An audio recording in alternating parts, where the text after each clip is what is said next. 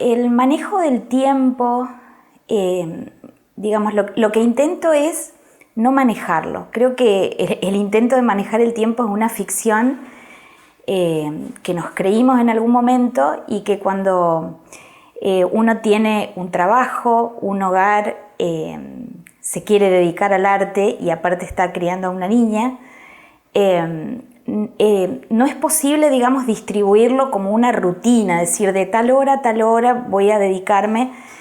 Entonces siento que empiezan a superponerse como capas de actividades a lo largo del día, y a lo mejor estoy, no sé, ordenando la casa y se me ocurre una idea para una clase, y a lo mejor estoy en clase y se me ocurre una idea de retratar a mi hija de alguna manera. Voy funcionando como por capas, digamos, a lo largo del día.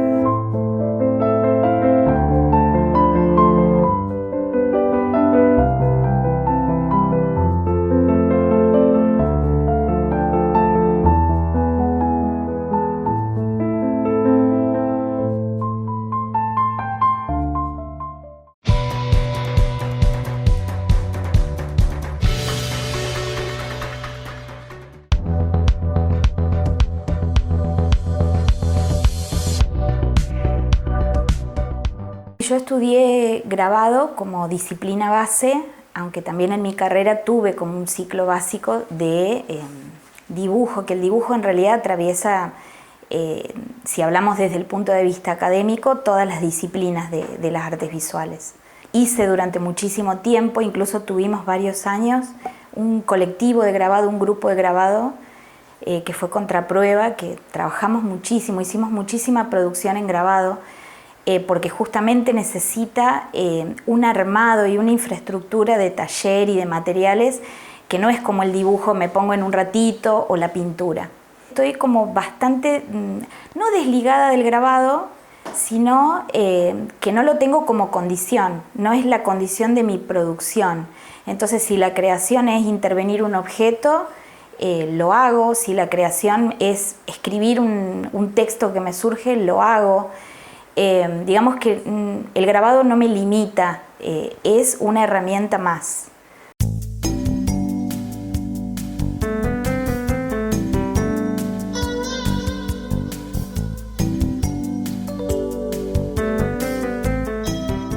El arte contemporáneo aprovecha la técnica mixta como potenciadora, digamos, de posibilidades, y también si uno ve las bienales, digamos, de arte, que es donde está lo que pasa hoy, digamos, en arte, o qué mueve a los artistas hoy, hay una vuelta a los oficios tradicionales, lo textil, el bordado, bueno, dependiendo de las regiones y de los países, una vuelta a esas tradiciones, digamos, que antes eran consideradas artesanías y que quedaban fuera del circuito del arte con mayúsculas, digamos. No es la técnica lo importante, ni la disciplina, sino la intencionalidad de lo que el artista quiere o necesita expresar. Creo que lo importante es conectar con la propia necesidad discursiva y echar mano a lo que uno tenga a mano, porque a veces si no tengo digamos, la herramienta específica, parece que no puedo o me limita. Y en realidad yo tengo que decir, bueno, a ver, ¿qué tengo a mi alrededor? Y aprovechar eso para expresar mi necesidad, digamos, lo que necesito contar.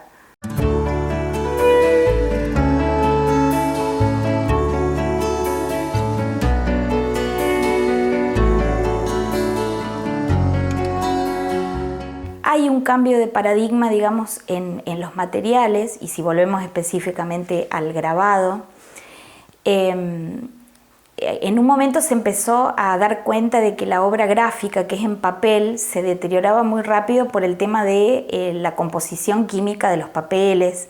Entonces hay papeles con menos ácido, eso hace que no se ponga amarillento con el tiempo. La pregunta es si uno quiere que su obra perdure mucho más allá en el tiempo.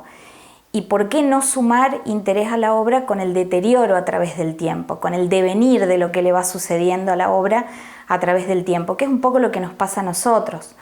por más que intentemos, digamos, que no se noten, no sé, los años que tenemos, en realidad yo creo que la riqueza es al revés, que uno pueda revalorizar la vida y la experiencia transcurrida. Creo que con la obra pasa algo similar.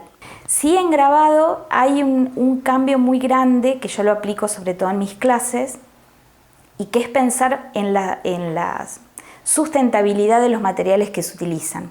Creo que el foco ahora está bastante en eso también, en lo sostenible de las prácticas artísticas. O sea, hasta qué punto para contar una idea tengo que contaminar o usar un montón de plástico. Bueno, por ahí creo que va la búsqueda de materiales.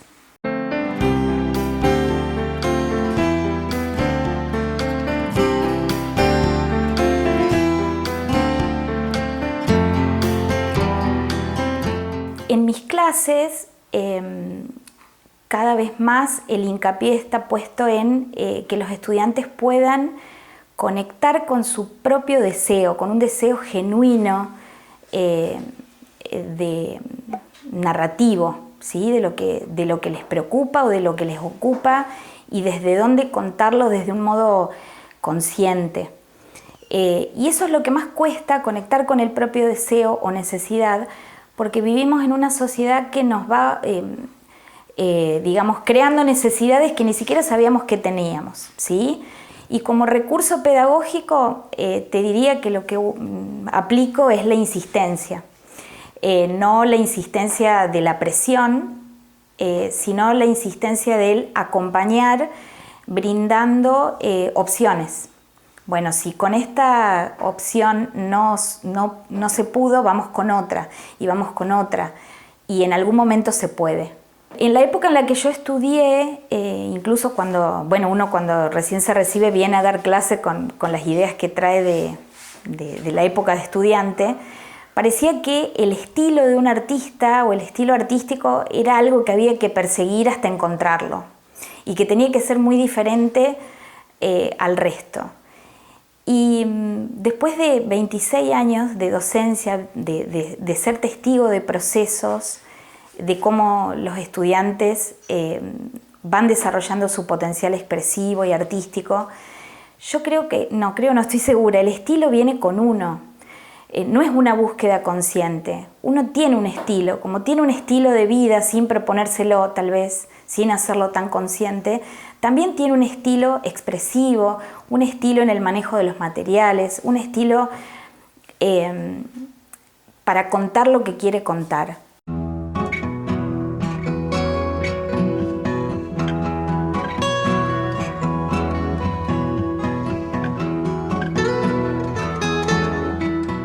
Si tuviera que definir el arte en 3 palabras, sería con una frase de 3 palabras, que es salir del automático.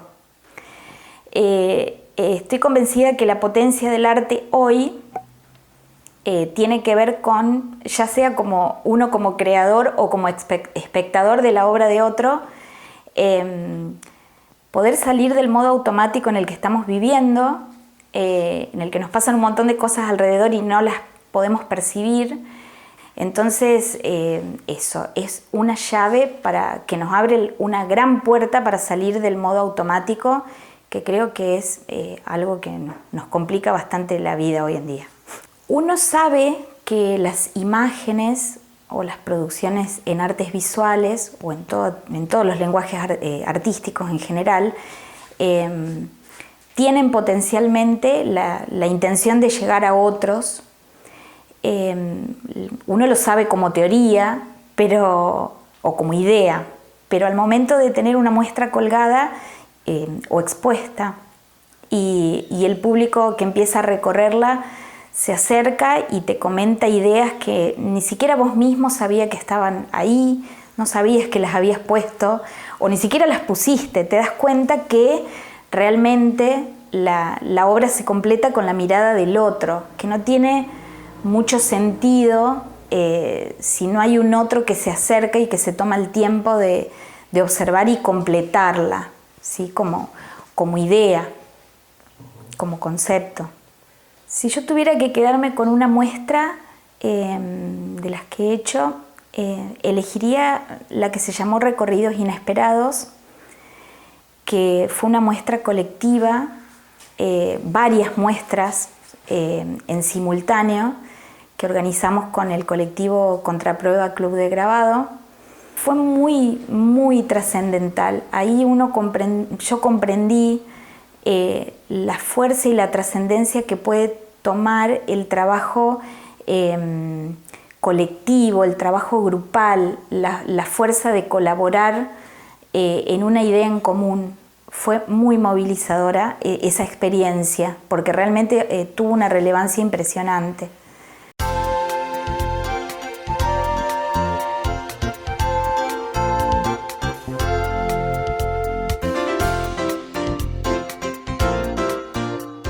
Cuando uno organiza una muestra, sea propia o sea de estudiantes, que últimamente estoy bastante abocada a eso, uno la prepara pensando en un otro que va a venir a visitarla y poder sembrar, qué sé yo, algo pequeño, una idea diferente de lo que traía en la cabeza cuando llegó, una sensación que lo movilice o un recuerdo que se dispare. Porque eso tiene como una fuerza muy trascendente en esto que decía anteriormente de poder sacar a la persona de lo cotidiano o de lo automático. Y en las aulas, en estos últimos años, me doy cuenta, y ya lo digo, primero lo pensé, llegué a la conclusión y ahora ya se los digo a los estudiantes en la primer clase, aparte de lo que aprendan, de las técnicas, de lo que yo pueda transmitir y de lo que pueda acompañar y de lo que pueda recibir, por supuesto, también, todo tiene que estar atravesado por el disfrute.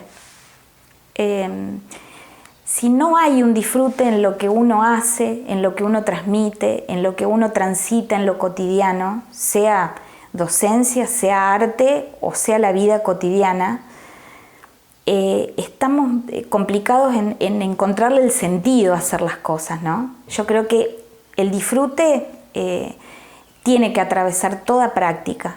Enseñar arte hoy obviamente está muy atravesado por las nuevas tecnologías y la inteligencia artificial. De todas maneras, como dije anteriormente, en el arte contemporáneo hay una vuelta a las labores, digamos, y a las técnicas más tradicionales de cada cultura, porque eso porta un mensaje en sí mismo.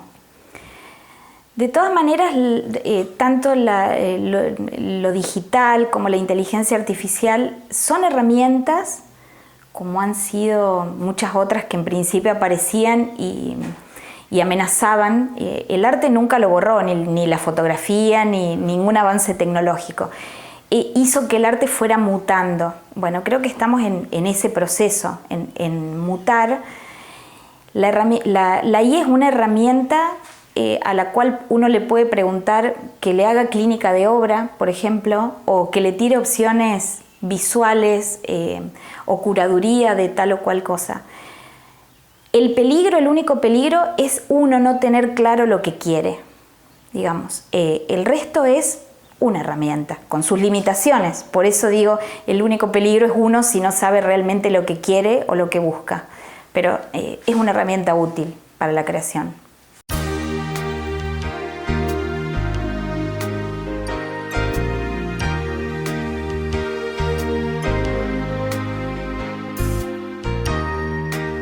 Me emociona ver crecer a mi hija.